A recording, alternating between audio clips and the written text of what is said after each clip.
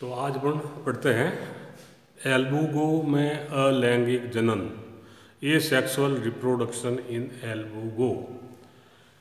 एल्बुगो में अलैंगिक जनन प्राय जब वातावरण की परिस्थितियाँ अनुकूल होती है उस समय होती है। अलैंगिक जनन के दौरान इसका जो कवक तंतु है, जो पत्तियों के या तने के अंतराकोशिकीय स्थल में पाया जाता है, वह कवक तंतु पर्याप्त मात्रा में भोजन संग्रहित करता है और उस कवक तंतु का जो शीर्षस्थ भाग होता है वो एपिडर्मिस के लंबवत इकट्ठा हो जाता है। उस कवक तंतु से बड़े बड़े बेलनाकार या गदाकार कवक तंतुओं का निर्माण होता है, जिसको कॉनिडियोफोर कहते हैं। इस कॉनिडियोफोर पर कॉनिडियम का निर्माण होता है और जैसे जैसे कॉनिडियम की संख्या बढ़ती है, कॉनिडियोफोर की संख्या बढ़ती है, वैसे वैसे उस अधिचर्म पर प्रेशर बढ़ता है, दबाव बढ़ता है और अंत में वो अधिचर्म टूट जाती है। अधिचर्म के टूटने पर जो कॉनिडियम है वो अधिचर्म के बाहर सफ़ेद पाउडर के रूप में दिखते हैं और उस सफ़ेद पाउडर को वाइट रस्ट कहते हैं या सफ़ेद किट कहते हैं।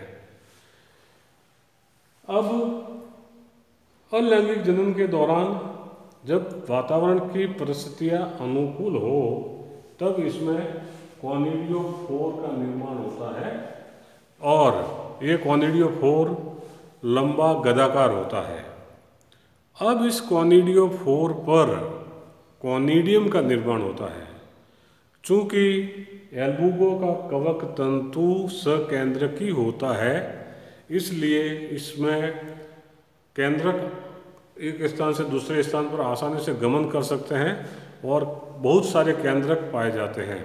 तो कॉनिडियोफोर के अंदर भी बहुत सारे केंद्रक और संचित भोजन एकत्रित हो जाता है।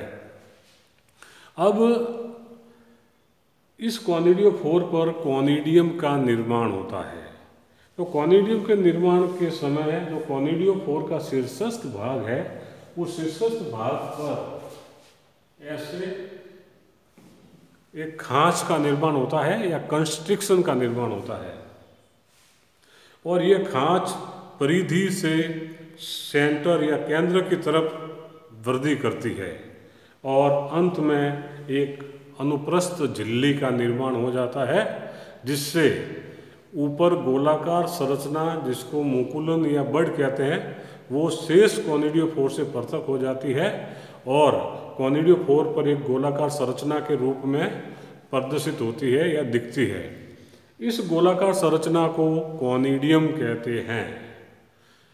इस कॉनिडियम के अंदर बहुत सारे केंद्रक एकत्रित हो जाते हैं।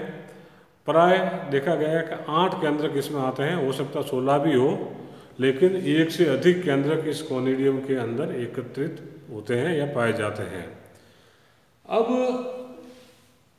इसी तरह कॉनिडियोफोर पर दूसरे नए कॉनिडियम का निर्माण होता है और क्रमशः एक के बाद एक नए कॉनिडियम का निर्माण होता रहता है।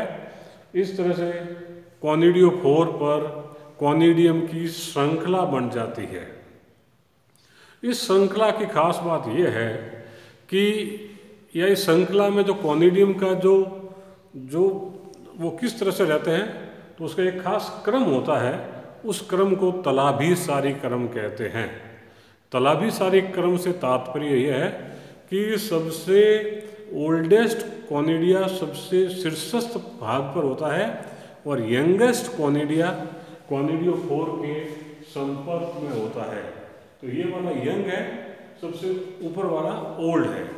तो सबसे ऊपर वाला ओल्ड और सबसे नीचे वाला जो कॉनिडियोफोर के कांटेक्ट में होता है वो यंगेस्ट होता है।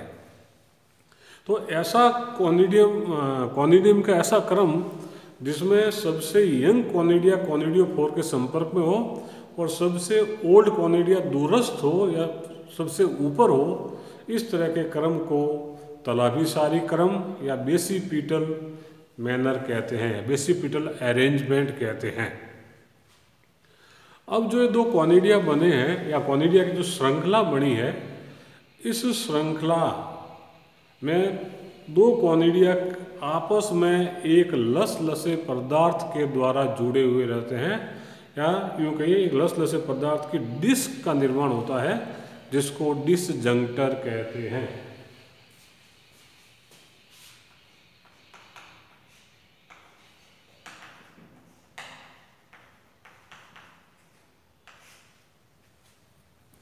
और यह डिसजंक्टर जब चूंकि ये म्यूसिलेज का बना होता है, लस-लसा होता है, और जब ये सूख जाता है,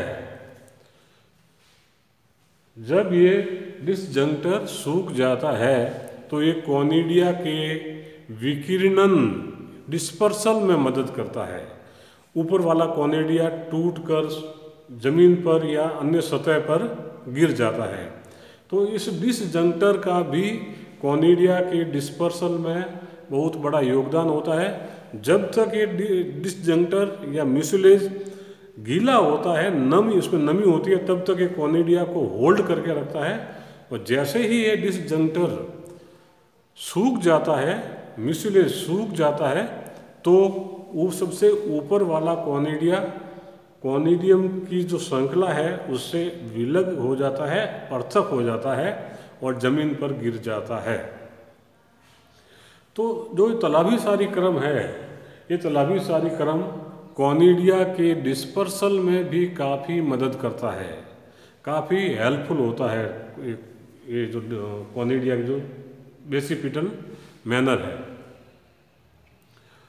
अब जो कॉनिडिया जमीन पर गिरा है, उस कॉनिडिया में मैंने कहा कि इसमें एक से अधिक केंद्रक पाए जाते हैं, और अगर केंद्रकों की संख्या कम हो तब इसमें समसूत्री विभाजन होता है और इसमें 8 या 16 केंद्रक बन जाते हैं। इस तरह से जो एल्बुगो का कॉनिडियम है, उसकी खास बात यह है कि एल्बुगो का कॉनिडियम एकल कोशिकीय बहुकेंद्रकी संरचना होता है। एकल कोशिकीय बहुकेंद्रकी संरचना होता है। अब इसमें आगे क्या होता है कि इसमें केंद्रक के चारों तरफ जीव द्रव्य एकत्रित हो जाता है और उसमें पतली झिल्ली का निर्माण हो जाता है। दूसरे शब्दों में कहें तो कॉनिडियम अनेक कोशिकाओं में विभाजित हो जाता है। इस तरह से तो यहाँ पर कॉनिडियम एकल कोशिकीय बहुकेंद्रकी है। जब कॉनिडिया के प्रत्येक केंद्र के चारों तरफ सघन जीव द्रव्य एकत्रित हो जाता है, पतली झिल्ली का निर्माण हो जाता है, तो ये कॉनिडियम बहुत सारी कोशिकाओं में विभाजित हो जाता है। और अब ये जो कॉनिडियम की संरचना वो ये कहलाती है, कॉनिडियम बहुकोशिकीय हो जाता है और प्रत्येक कोशिका एकल केंद्रकी की होती है। तो बिल्कुल रिवर्स हो जाता है। पहली वाली कंडीशन में कॉनिडिया या कॉनिडियम एकल कोशिकीय था और बहुकेंद्रकी था, लेकिन प्रत्येक केंद्र के चारों तरफ जीव द्रव्य एकत्रित हो जाने और कोशिका झिल्ली का निर्माण होने से, कोशिका भित्ति का निर्माण होने से ये कॉनिडिया बहुत सारी कोशिकाओं में रूपांतरित हो जाता है और अब ये कॉनिडिया बहुकोशिकीय संरचना में रूपांतरित हो जाता है। और अब इस समय इस कॉनिडिया की प्रत्येक कोशिका एकल केंद्र की होती है, प्रत्येक कोशिका एकल केंद्र की होती है। अब जो कॉनिडिया की ये जो बहुकोशिकीय अवस्था है, बहुकोशिकीय संरचना है, अब इसमें प्रत्येक कोशिका में रूपांतरण होता है। प्रत्येक कोशिका रूपांतरित होकर एक किडनी नुमा द्विकशाभिकीय जू स्पोर में रूपांतरित हो जाती है। तो जो कॉनिडिया बहुकोशिकीय बन जाता है, अब इसकी प्रत्येक कोशिका में रूपांतरण होता है और रूपांतरण के फलस्वरूप प्रत्येक कोशिका एक किडनी शेप्ड बाइफ्लैजिलेट जूस्पोर में रूपांतरित हो जाती है। A multicellular conidia now get metamorphosed to give rise a biflagellate zoospore. और ये जो बाइफ्लैजिलेट जूस्पोर है, यह कोनिडिया की जो दीवार है उसके अंदर एकत्रित होते हैं, और कोनिडिया की जब दीवार टूट जाती है तो ये बाइफ्लैजिलेट जूस्पोर कोनिडिया से मुक्त हो जाते हैं। और यह बाइफ्लैजिलेट जूस्पोर, जिसमें 2 फ्लैजिला होता है, जिससे कारण यह चलित होता है, तो ये किसी भी माध्यम से, चाहे हवा से या जल से, एक स्थान से दूसरे स्थान पर गमन करते हैं। और जहाँ कहीं पर भी इस जूस्पोर को उपयुक्त सतह मिल जाती है, उपयुक्त सबस्ट्रेटम मिल जाता है, वहाँ पर ये जूस्पोर चिपक जाता है, फ्लैजिला इसके विलुप्त हो जाते हैं और इस जूस्पोर का अंकुरण होता है। अंकुरण के परिणाम स्वरूप इस जूस्पोर से शाखित पट रहित सकेंद्रकी कवक तंतु का निर्माण होता है। शाखित पट रहित सकेंद्रकी कवक तंतु का निर्माण होता है। और यह कवक तंतु जो परपोषी कोशिका है, उस परपोषी कोशिका के अंतराकोशिकीय स्थल में फैलाव करता है और उन परपोषी कोशिकाओं से वॉस्टोरिया के माध्यम से भोजन का अवशोषण करता है। वॉस्टोरिया के माध्यम से भोजन का अवशोषण करता है। और पुनः अगर वातावरण की परिस्थितियाँ अनुकूल हो तो पुनः इससे कोनिडियोफोर का निर्माण होता है। कोनिडियोफोर पर वो ही कोनिडियम का निर्माण होता है और ये कोनिडिया की श्रृंखला बनती है, जो बेसिपिटल तरह की श्रृंखला बनती है। और उस कोनिडिया से वापस डिसजंक्टर सूखने पर कोनिडिया सतह पर गिर जाता है।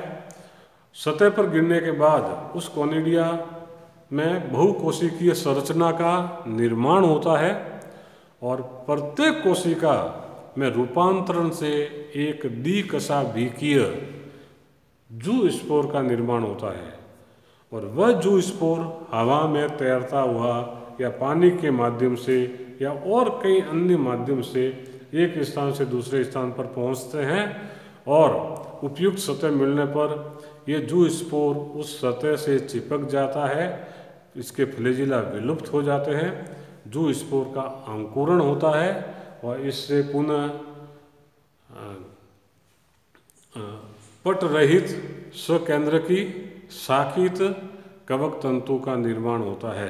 तो इस तरह से इसमें ये अलैंगिक जनन की साइकिल कंप्लीट होती है।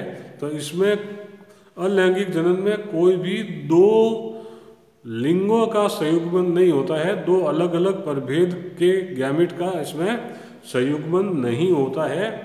अलैंगिक जनन एक ही जीनस पर कंप्लीट होता है, इसमें किसी भी तरह की कोई गैमेट का यूनियन या संयुग्मन नहीं होता है। तो ये इस तरह से एल्बुगो में अलैंगिक जनन कंप्लीट होता है।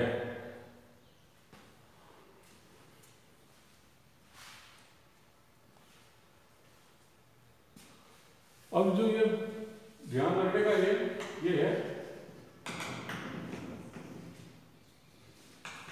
White crust.